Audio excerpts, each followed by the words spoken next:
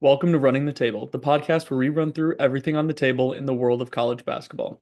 You win some, you lose some, and today Purdue just didn't have it in their return home against Ohio State. But without further ado, let's run it. Sometimes you can see the end coming, but I can't say I saw it coming in this one as the Ohio State Buckeyes upset Purdue in Mackey to break the Boilermakers' 26-game home winning streak. The Boilers were doing great until they weren't, and yet still, against all odds, brought it almost all the way back, but it just wasn't enough. Let's get into the game.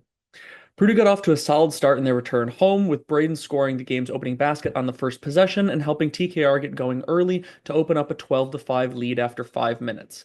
The Buckeyes were just struggling to knock down shots throughout much of the first half, while Purdue, who made some mistakes of their own, were still able to slowly but surely extend their lead until it reached 16 with just over 5 minutes left, 29-13. The last 5 minutes of the half saw Ohio State start clawing their way back just a little with some free throws and Micah Parrish starting to get going, but at half, Purdue still felt really good with a 13-point lead, 41-28, forcing Ohio State to shoot only 8 from 21 from the floor in the first half. Let the nightmare begin. Bruce Thornton started off the half strong for the Buckeyes, hitting his first three and two free throws within the first minute, starting what would be a 17 to goddamn 2 run over the first 6 minutes of the second half. I was stunned, my stomach dropping more and more after every possession until our 13-point halftime lead disappeared right before our eyes. In that stretch, Purdue turned the ball over, missed some pretty reasonable shots they would typically make, and just all around crumbled, while Ohio State looked unstoppable.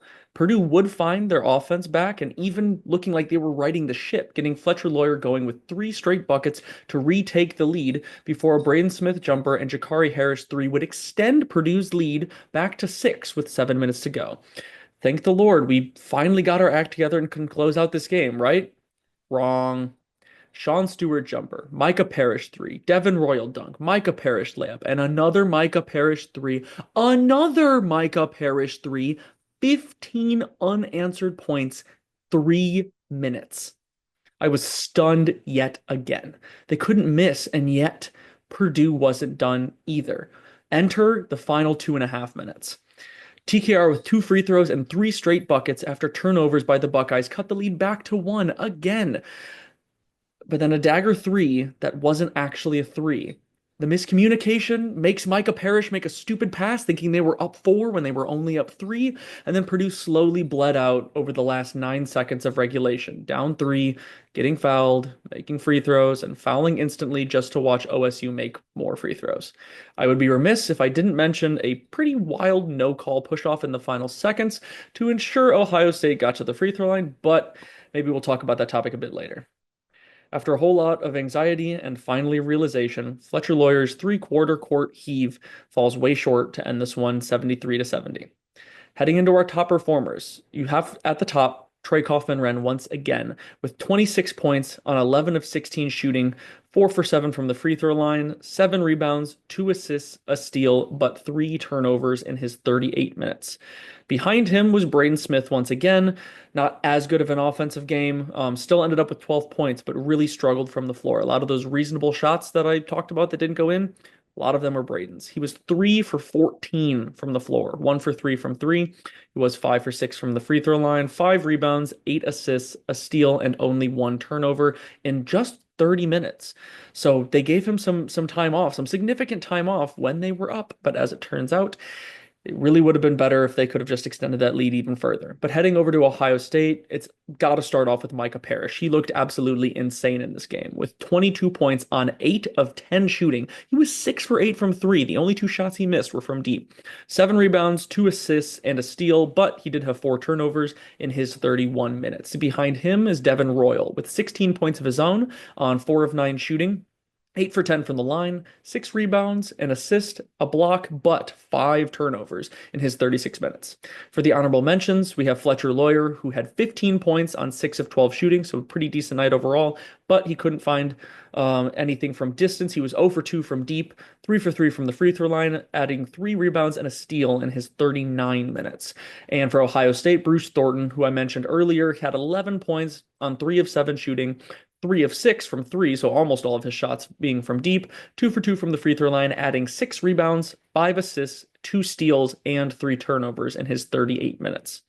Heading into the key team points for Purdue, it's slumps. The story of the second half for Purdue was their slumps. To immediately losing their lead by giving up a 17-2 run and later on in the half giving up a 15-0 run, that's two separate 15-point runs in one half. Honestly, when you look at it like that, it's amazing that it ended in a 3-point game.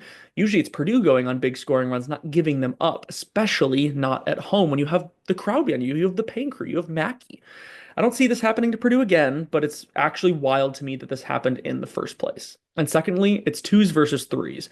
The Boilers didn't even shoot very poorly in this game, but the difference was Ohio State defended the 3-point line very well, and Purdue was forced to look inside instead.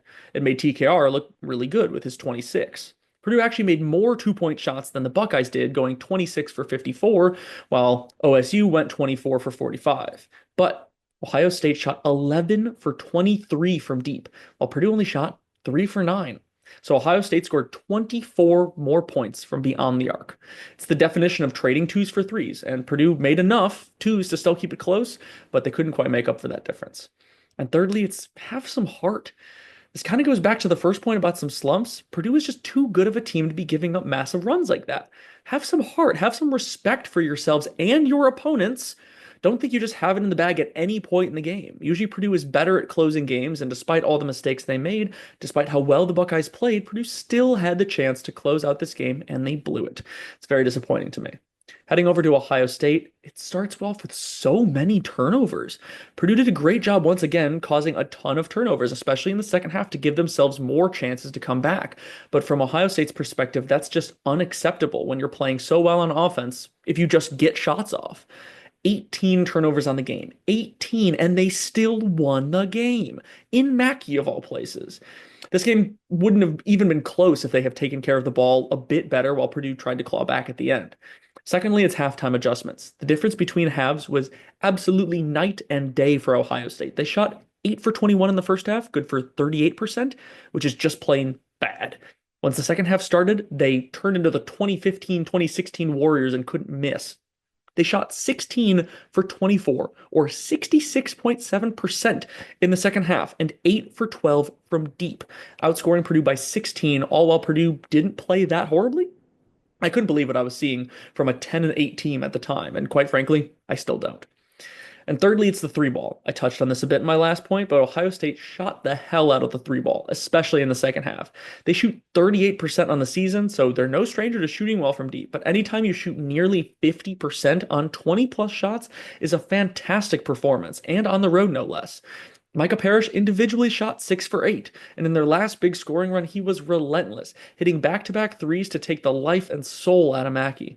Obviously, this type of performance isn't always replicable, but maybe the Buckeyes have found their recipe for success. Get hot from deep. But Purdue doesn't get to take it easy. They've got the Michigan Wolverines coming into Mackey Friday night as the battle for second place behind Michigan State stays hot. As for Ohio State, they're going to try to build off of the statement win and rebuild their reputation in this conference as the Iowa Hawkeyes come into Columbus on Monday. But that's all I've got for today. More games to catch up on, and we'll see how things go as we enter February and the season continues to heat up. But if you want more from us, like, comment, and subscribe. And until next time, I'm out.